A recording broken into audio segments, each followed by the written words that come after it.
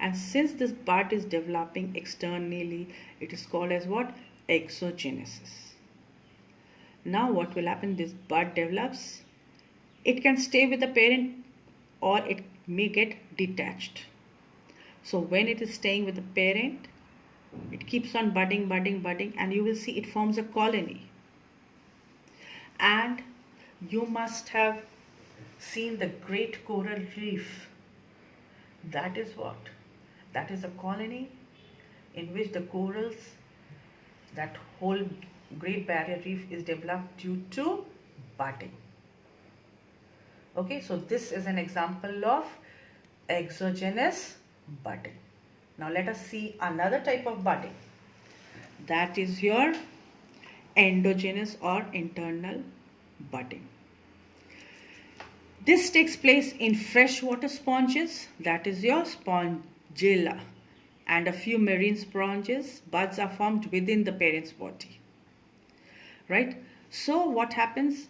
This small buds, right, which we call it as gemmules, are formed inside the body. Now look at this figure over here.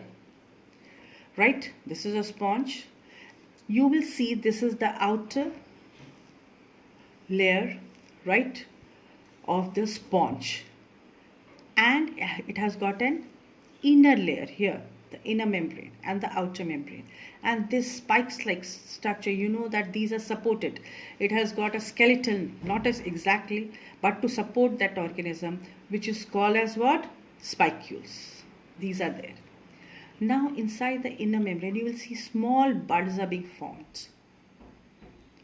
Though these terms are not mentioned in your NCERT book, but these small gemmules are called as your archaeocytes. Right?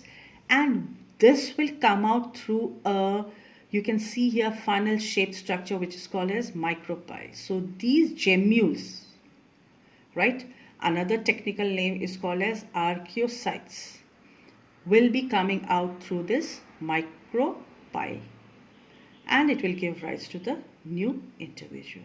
So this is an example of endogenous or internal budding.